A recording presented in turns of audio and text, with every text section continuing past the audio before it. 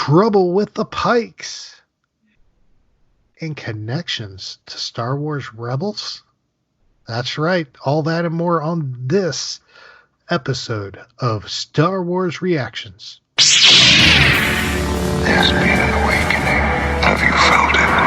In 1977, George Lucas formed a legacy. The Force is with me, and I am with the Force. Inspired by mythology, his saga has become a passion for many. Feel the Force around you. His legend has become our story. It's true. All of it. One of resistance. We are the spark that'll light the fire that'll burn the First Order down. Rebellion. Rebellion is built on hope. And redemption. I am a Jedi, like my father before me. This is Star Wars Reactions. Remember, the Force will be with you. Always. Well, hello, everybody, and welcome to an all-new episode of Star Wars Reactions. We have a great show lined up for you tonight. We got lots of news. We got the latest episode of the Clone Wars to review. So it's just going to be a great discussion. I am Aaron Harris, and joining me is my co-host. He is the Kanan to my Ezra. He is the David Motters. David, how you doing, my friend? I am doing well, my friend. We've got a great episode to review, so I am ready to react, my friend. Hoorah. It's going to be a great day. I hope everybody's doing well out there. I know with everything going on, we've mentioned in the last couple episodes, we have a lot going on, so we hope everybody's doing well and staying healthy and staying safe. I know we are. David, how's your family holding up in lockdown, stay-at-home mode? Yeah, in COVID-19 land. Pretty good. Eli had already been doing homeschooling, so there was no change for him. Really virtual school, so okay. For him, no change. For Lena, she's adapted really well. She's, doing all of her stuff, online and getting all of her stuff turned in. And Olga and I so far are healthy. We are working. I'm at my office. She's at her office, but not tons of contact. I'm doing all virtual sessions with my clients. So doing pretty good and trying to help people. Excellent. Yeah, same on this side. We're holding up and doing well. We got my kids are doing schooling from home, which is new for them. My oldest is doing fine. My youngest is just ecstatic because she gets to play on an iPad during the week now, because a lot of her school work's there. And my wife's a school teacher, so she's having to teach from over the internet and stuff, which is a unique experience for them. And I'm working from home, which is very interesting to say the least. But yeah, we're all doing good. We're all healthy and just taking it a day at a time. Glad we have time to talk some Star Wars, my friend. Oh, me too. I'm glad you guys are doing good there. And no, it's a joy to kind of, get out of the world and do this. And you and I have always have, had fun at this and even, way before any of this kind of virus stuff, but it's a perfect night to talk Star Wars. Oh, it sure is. It's a great night to talk Star Wars, and I'm glad we have the time and the ability to definitely do that. And let's just not hold back. Let's go ahead and start our discussion here. We got some great news in the world of Star Wars this week. Some great things going on. One of the big things is I don't know if you remember a couple weeks ago, it's probably a month or two ago, I think it was, when they did the huge announcement with Project Luminous actually being the Star Wars High Republic publishing initiative. Yeah. And they announced a lot of books and a lot of things that were going to be going on and being released at that point. So we got some more information through StarWars.com this past week. Basically, they meet the Knights and the Masters is the name of the article inside Star Wars High Republic. They actually gave us several of the characters and along with some concept art about him, and told us just a little bit about them, which was great. And have you taken a look at these yet, David? I did. And I read that article and and just even flipping through it right now. Avar Chris, Loden Greatstorm, Kiev Trennis, Stellan Geos, and then we got Venestra Vern Rowe. Those are some of the names, and so very cool, different lightsaber hilts and single bladed, double bladed. I love the costumes, and like you said, some are Jedi Masters, Jedi Knights, and really kind of neat descriptions here too that Dan Brooks put together here. So I'd encourage people to read it. I think this is going to really start the process of us getting to know these characters and maybe really kind of latching onto a couple that we really like and going from there. So. Yeah. Oh, absolutely. There are a lot of great characters presented here, and you're right. Dan Brooks did a great job presenting it. I mean, let's touch base on. You named them all. Avar Chris is the first one they bring up. They describe her as the brightest, most noble example of Jedihood. Always tries to see the good in people and situations and never puts herself first. She's invigorated about life on the frontier and the challenges it brings, and is an inspiration for those who work with her. She's compassionate, not dogmatic, and always ready to sacrifice herself over others. Avar Chris is the best of the best. Yeah, I followed along with you as you were reading it. That's really cool. You want me to read the next one? Loden? Yeah, go right ahead. Go ahead. Bring us on. Bring on Loden. Yeah, let's do it. Loden Greatstorm. He looks really cool. Yellow bladed sword, I think, if I'm looking correctly. Mm-hmm. Man, cool looking. He's a Twi'lek Jedi Master and is considered to be one of the best teachers in the Jedi Order. Strong and wise, with a good sense of humor, Loden looks at every moment as a learning experience, always trying to better himself and those around him, especially his Padawans. So very cool. I like this one. I like how the concept art is phenomenal. Y'all have to see these, and we'll have a link in the show notes on the website, so you'll be able to go take a peek at these. The next one is Kiev Trennis.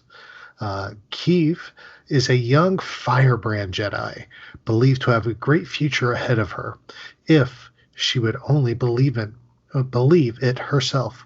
Quick-witted and more impulsive than she should be, Kiev has only been a Jedi for a few weeks and is little starstruck around Avar, knowing many great things Chris has done in the past.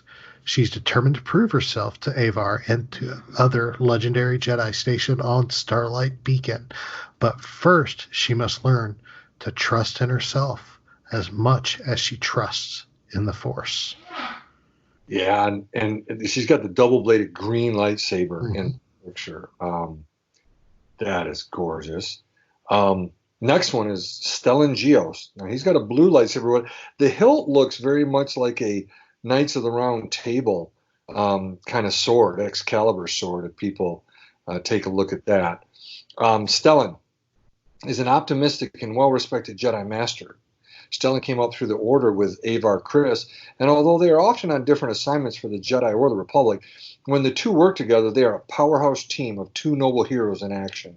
Strong in the Force and a natural teacher, Stellan is currently stationed at one of the Jedi Temple outposts on a distant planet of Karagon Viner.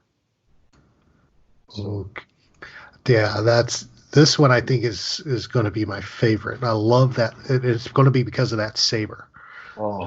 That saber is, you're right, it looks like an old medieval broadsword. It's just incredible looking. If they would let me build that at Galaxy's Edge, I would fork over the money for it. But yeah, that's a stunning piece. Stellan Geos. And the last one they told us about is Vernestra Vern Rowe. Vern is a newly minted Jedi Knight. Vernestra Mirlan was a Padawan to Stellan Gios. She works hard and is devoted to the Jedi Order, more so than most others her age. At 16, she is one of the youngest knights in her generation. She struggles to fit in with the adults while also setting a good example for the younger Jedi. Yeah, this is cool. When you're reading it, they left the A out. She is a Mirrorland. So when you look at her, yeah. So she's like what? Luminar Unduli. Yes. Yeah. Yeah. Yes. And, so definitely check out these art pieces. These are stunning concept art. I absolutely love them, and I am so looking forward for this to come out. For these books to start. They're supposed to be starting soon, aren't they? Well, August. August will be it'll be the first one that Charles Soule. Okay. I think it's The Light of the Jedi, and so that comes out August. Theoretically, at Star Wars Celebration, and then stuff comes out. All kinds of other stuff comes out after that. But they have that novel first to start it off. Gotcha. Okay, I knew it was coming up. I just couldn't remember when. Yeah. So cool. August. Geez, too far away. So we'll see what happens. So hopefully it'll be here before we know it. Oh yeah. All right. So also, StarWars.com has been releasing lots of stuff about books the past few days because a couple days ago they released some artwork for Alphabet Squadron Shadowfall, which is the second book in the Alphabet Squadron series. Shadowfall's coming out later this year, but in that artwork they released, they introduced and announced who the bad guy is going to be in this book, and it's going to be a guy named Soran Kies. Yeah. Well, he's talked about in Alphabet Squadron, the book, the first book in the series, and he's presumed dead, and if you go to StarWars.com, they'll show you bookmarks that'll be in the front of the book. Like they have bookmarks in the front of Alphabet Squadron. They have these, and so they give that description of Soran Kies, and it's that's the belief that he's gone. Oh gosh, I need to grab my Alphabet Squadron book right there, but I'm blocking on the main character, her name. Anyway, I'm blocking, but she served under him when she was in the Imperial Navy. Erica Quell. Erica Quell. Thank you. I love you, brother. Yeah, I had to grab the book and look. I couldn't remember. Yeah, and in the front you'll see like bookmarks. I think for her, maybe for is it for Nath Tesson and another one. Again, I'd have to. I got my book from Barnes and Noble, and they have that in there. But that's kind of like in the thing. It's at StarWars.com. That's where I was looking at that, and I just read the descriptions of Kairos, Soran Kies, and one other character. But the Thielen. Chasnotic, I think I've got her name right, but they look really cool, and I love those little bookmarks. They're pretty cool. But then what was neat is you added on, and I saw it too, is that they released an excerpt today on StarWars.com of from the book. They did. It's released on the website, which we'll have a link also in our show notes so you can get there and read it. I actually posted it on our social media today. Today, of course, we're recording this Tuesday night as we normally record on Tuesdays. So this is Tuesday, the 7th of April that we're recording. I posted it on our social media pages today. And I'll include a link in the show notes.